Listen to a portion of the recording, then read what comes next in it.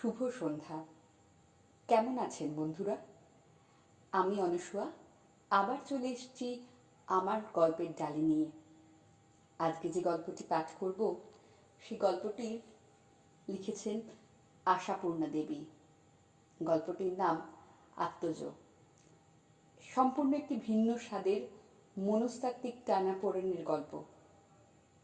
আপনারা গল্পটি শুনবেন এবং ভালো লাগলে বা আপনাদের কোনো মতামত থাকলে এই গল্পের শেষে যে কমেন্ট সেকশন দেওয়া আছে ইউটিউবে, তাতে আপনাদের মূল্যবান মতামত জানাবেন। তাই দেরি না করে আজকে এই মতো শুরু করছি গল্প আত্মজ। ট্রেন থেকে নেমে প্ল্যাটফর্মে পা দিতেই নতুন করে বুকটা আর একবার তোলপাড় করে উঠল। যেমন তোলপাড় করে উঠেছিল গতকাল অনাথ আশ্রমের অধ্যক্ষর চিঠিখানা পেয়ে।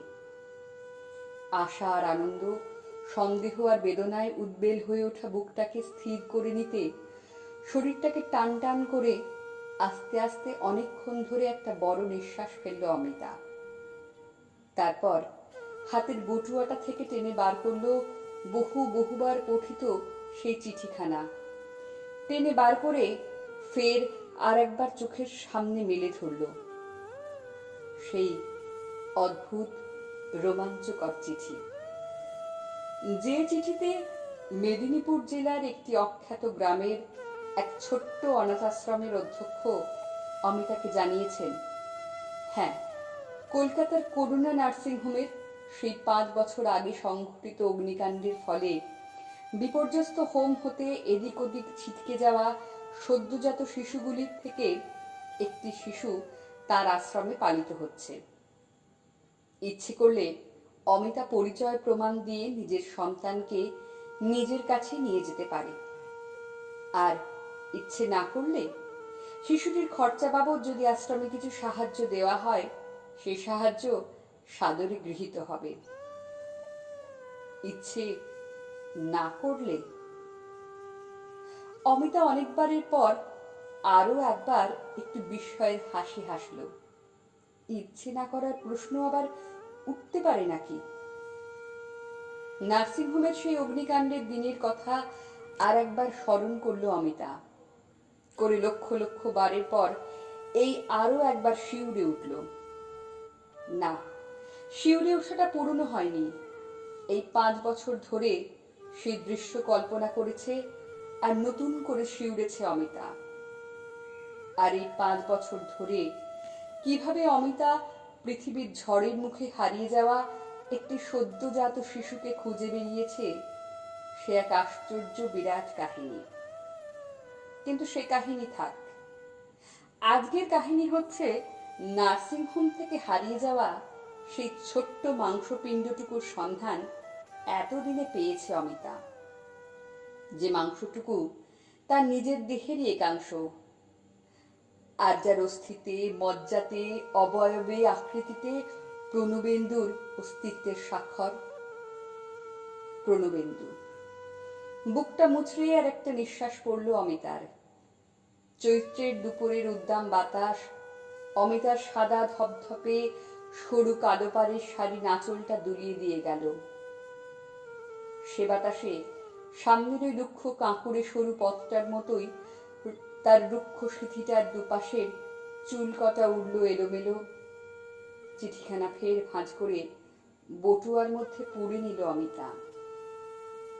প্রথম 2 বছর তারা দুজনে মিলে খুঁজেছে, প্রণবেন্দু আর অমিতা। সম্ভব অসম্ভব অজস্র জায়গায় অমিতা পাঠিয়েছে প্রণবেন্দুকে, চিঠি লিখিয়েছে কোথায় না কোথায়। তারপর একদিন শেষ হয়েছে সে অধ্যায়। পরবর্তী 3 বছর ধরে চলছে অমিতার একক সাধনা। একজনের তুচ্ছ একটি কথার উপর নির্ভর। নার্সিংহোমের একটা জমাদারনি বলেছিল অমিতাকে, বাচ্চাদের ঘরের সেই আকস্মিক অগ্নিকাণ্ডের সময় সে যখন দিশেহারা হয়ে ছুটোছুটি করছিল, তখন নিজের চোখে দেখেছে নার্স মিসেস বিশ্বাসকে ছুটে পালাতে একটি বাচ্চাকে নিয়ে। বাচ্চাটা অমিতারই। জমাদারনি জানে কিন্তু অমিতারা যখন খোঁজ পেল তখন নার্স মিসেস বিশ্বাস তো মারাই গেছেন। আগুনে ঝলসে যাওয়ার ফলেই মারা গেছেন হাসপাতালে। বাচ্চাটা কেউ তার সন্ধান জানে না। মিসেস বিশ্বাস জগতের এই জনারণ্যের মাঝখানে তাকে কোন নিরাপদ আশ্রয়ে গচ্ছিত রেখে গেছেন, অথবা কোথায় ছড়িয়ে ফেলে দিয়ে মৃত্যুর আহ্বানে দিশেহারা হয়ে ছুটে চলে গেছেন, কে বলবেন। তবু সাধনার সিদ্ধি থাকে, আপ্রাণ চেষ্টার পুরস্কার থাকে। তাই আজ অমিতা এখানে বুক টান করে এসে দাঁড়িয়েছে দাবির দলিল হাতে নিয়ে। স্টেশন থেকে বেরিয়ে খানিকটা যেতেই আশ্রমের অধ্যক্ষ নির্দেশিত লাল রঙের বাড়িখানা চোখে পড়ল। আর আরো একটু এগোতেই তার সাদা রঙের কাঠের গেটটা। গেটের ভিতরে ফুলের বাগান। রোদে খাঁকা করছে, তবু বোঝা যাচ্ছে সবটা মিলিয়ে যেন আঁকা ছবির মতো মনোরম পরিবেশ।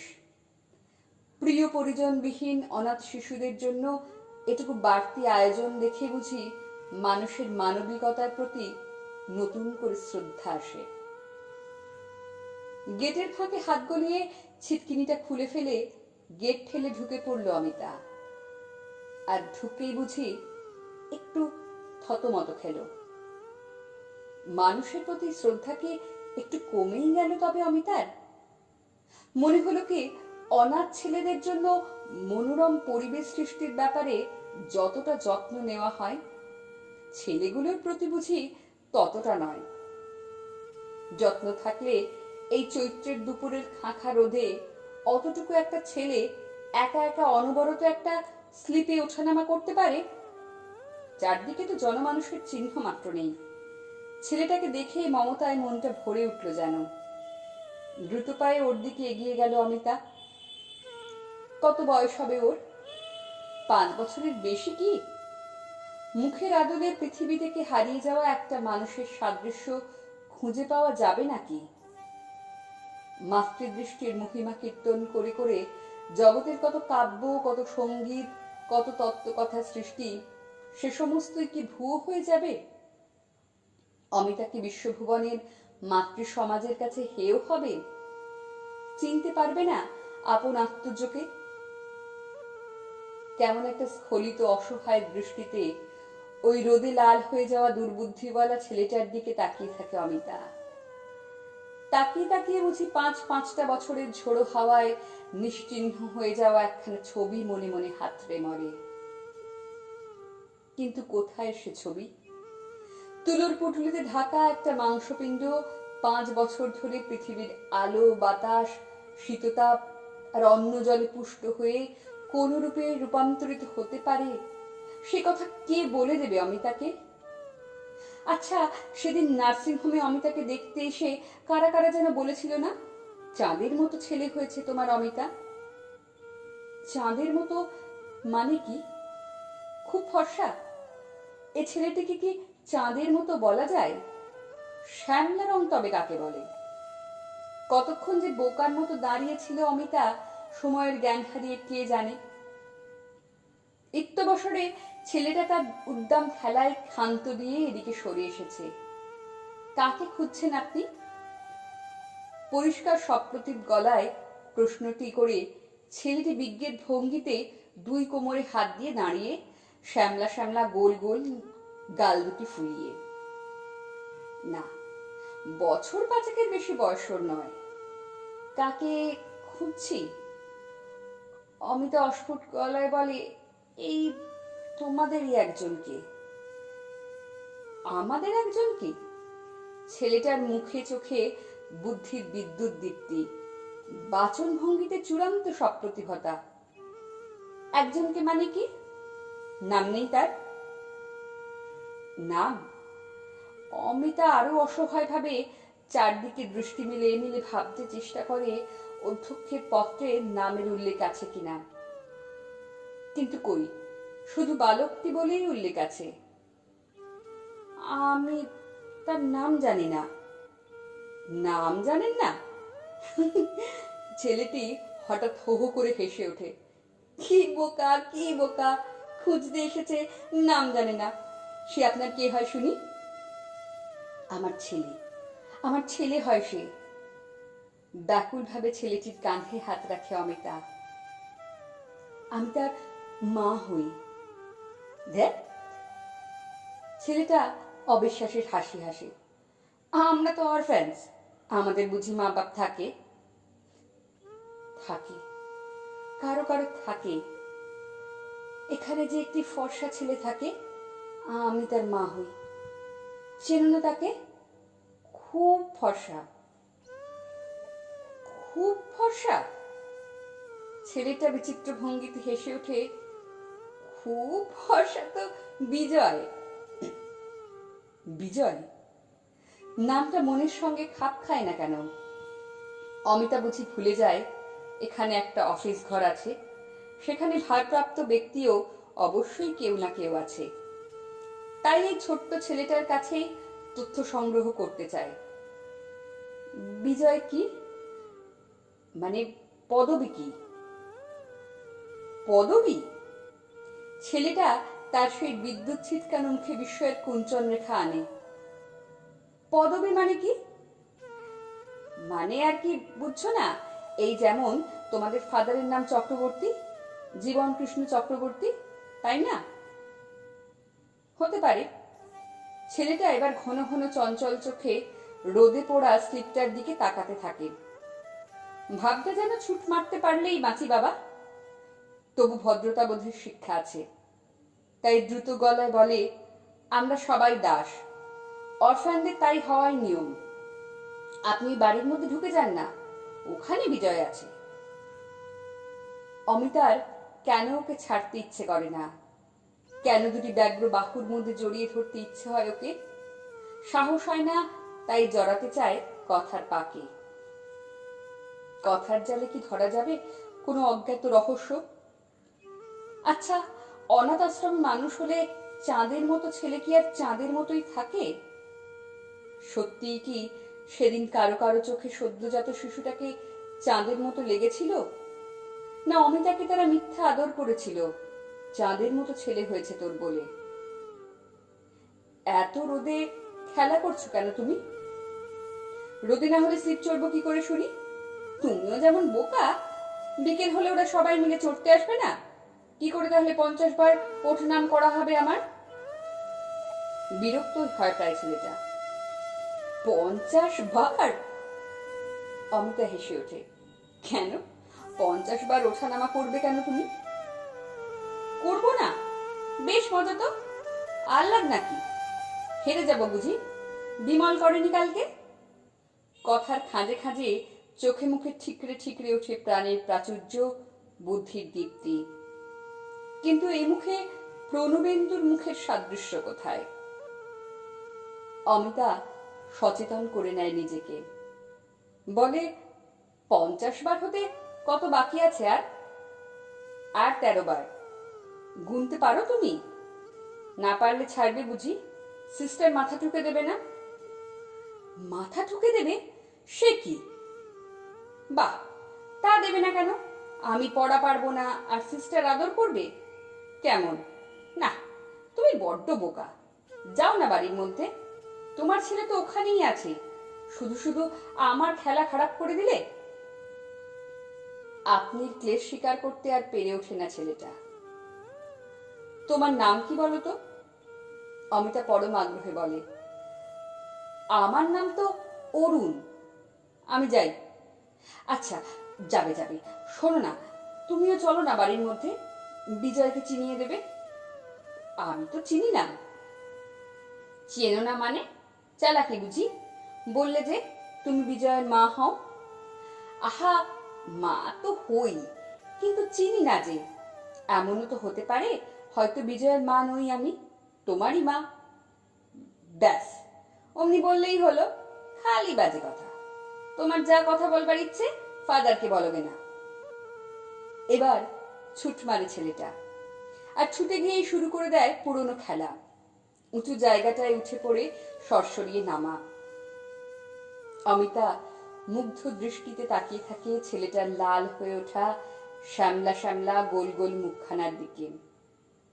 প্রণবেন্দ্র এমনি মুখ লাল করে ফিরত না ব্যায়াম করে। তোমাদের এইসব নামকে দিল? এই বিজয়, অরুণ নামকে দিল? অরুণ একবার অমিতাকে আপাদমস্তক দেখে নিয়ে হো হো করে হেসে ওঠে। ও, তুমি বুঝি পাগল? নাম আবার দেবে কি? নাম বুঝি দেবার জিনিস? নাম তো নিজেরই থাকে। ও, তাও তো বটে। অমিতা মৃদু হেসে বলে, তোমাদের ফাদার কোথায় থাকেন? কোথায় আবার থাকেন? আপিস ঘরেই থাকেন। যাও না তুমি, ওকে জ্বালাতন করোগে না। তাই যাই। উনি বকবেন না তো? বকতেও পারেন, সবাইকেই তো বকেন। সবাইকে বকেন? তোমাকেও বকেন? বাহ বাহ, কি বুদ্ধি! দুষ্টুমি করলে ছেড়ে দেবেন আমাকে? আমি একেবারে আহ্লাদের রাজা বুঝি? আর বকতে পারি না তোমার সঙ্গে, যাও তো। কিন্তু লক্ষ্মী ছেলে, সোনা ছেলে, এত রোদে থেকো না, এসো বাড়ির মধ্যে। অরুণ এবার খেলা ফেলে বীর বালকের ভঙ্গিতে সোজা হয়ে দাঁড়ায়। ভুরু কুচকে বলে, আমি রোদে থাকলে তোমার কি? তুমি তো বিজয়ের মা। দেহের মধ্যে কি ভূমিকম্প হয় না?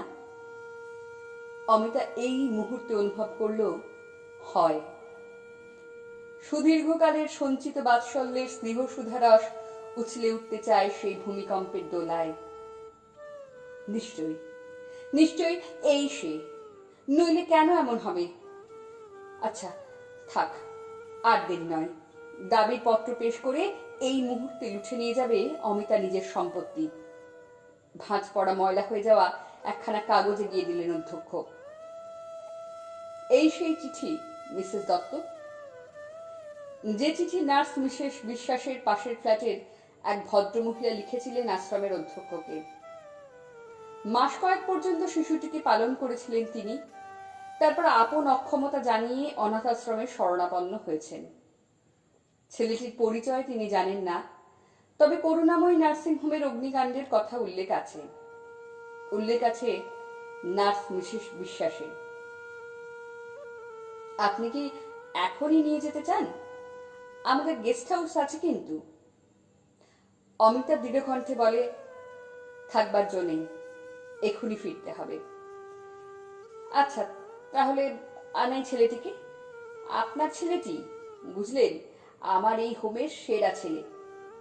বুকের মধ্যে কি তোলপার অমিতার! জগতের মাতৃ সমাজের কাছে মুখ রক্ষা হবার আনন্দে। ছেলেটা বোধহয় বাইরে বাগানে খেলা করছে। কম্পিত কণ্ঠে আস্তে আস্তে উচ্চারিত হয়, বাইরে বাগানে। অধ্যক্ষ চক্রবর্তী ভুরু কুচকে একবার জানলা দিয়ে বাইরে রোদের পরিমাণটা পরিমাপ করলেন। তারপর জোরের সঙ্গে বলেন, এখন বাগানে? না না, সে ছেলে মোটেই এরকম নটি নয়। বললাম তো, ভেরি গুড বয়। এই যে ডাকাচ্ছি তাকে। অধ্যক্ষের পিছন ঘেঁষে দাঁড়িয়ে থাকা ছেলেটার দিকে বিহ্বল দৃষ্টিতে তাকিয়ে থাকে অমিতা। কাগজের মতো সাদা রঙকেই কি চাঁদের মতো বলে? লেশমাত্র বুদ্ধির ছাপহীন মুখের মধ্যে একটা আঙুল পুড়ে ভীতু ভীতু চোখে তাকিয়ে আছে যে ছেলেটা, তার মাথা বড় আর রোগা দেহটার গায়ে সেই কাগজ সাদা রংটা চড়িয়ে। এই যে বিজয়, ইনি তোমার মা, বুঝলে? ইনি তোমাকে নিয়ে যাবেন ওর কাছে। কেমন, যাবে তো? ভাবলে শূন্য মুখে সম্মতিসূচক একবার ঘাড় নাড়ে ছেলেটা। দেখলেন তো, বলেছিলাম কিনা? উৎফুল্ল চক্রবর্তী সগৌরবে বলেন, এর মতো বাধ্য ছেলে আর দুটি নেই আমার। সেই যে সাতচরে রা নেই বলে না, ঠিক তেমনি। নিয়ে গিয়ে দেখবেন এর জন্য ট্রাবল বলে কিচ্ছুটি পাবেন না। কিন্তু এত বড় আশ্বাসেও অমিতার মুখে কথা নেই কেন?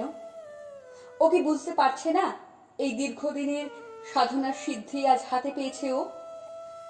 নাকি কি পেল আর কি পেল না তার হিসেব কষতে ভুল করছে? নইলে এমন পরম প্রাপ্তির মুহূর্তে অমন লোকসান লোকসান মুখে জ্বরের মতো বসে আছে কেন? অমিতার নিরুত্তাপে উদ্বিগ্ন চক্রবর্তী বলে ওঠেন, ডাকুন মিসেস দত্ত। কাছে ডাকুন একে। যাও বিজয়, তোমার মাকে একটু আদর দাও গে। তুমি আজ একটি শ্রেষ্ঠ ভাগ্যবান ব্যক্তি। বোধ করে নিজের শ্রেষ্ঠ ভাগ্যের স্পর্শ নিতেই কলের পুতুলের মতো এগিয়ে আসে বিজয়, আর দম দেওয়া যন্ত্রের মতোই অমিতার হাতের উপর একটু হাত বুলিয়ে দিয়ে দাঁড়িয়ে থাকে নিশ্চল হয়ে। কিন্তু অমিতাও কি হঠাৎ কলের পুতুল হয়ে গেল? তাই অমন ভাবশূন্য মুখে দুই হাত তুলে নমস্কার করছে কেন চক্রবর্তীকে? কেন অমন ঠান্ডা গলায় মামুলি ধন্যবাদ জানাচ্ছে তাকে? আচ্ছা, নমস্কার, অনেক ধন্যবাদ আপনাকে। কথা হচ্ছে একে স্টেশন অবধি পৌঁছে দেবার জন্য একজন লোক চাই। হ্যাঁ, অন্তত একটা লোক চাই অমিতার, তার এই দুর্লভের ভার বহন করতে। অঙ্কের প্রশ্নটা বারবার মস্তিষ্কের কোষে আঘাত হানছে। সন্তানকে যে মানুষ ভালোবাসে সে কি শুধু তার আত্মজ বলেই, আপন দেহের একাংশ বলেই? না, সে শুধু অভ্যাসের ফল, সঙ্গ সান্নিধ্যের প্রতিক্রিয়া।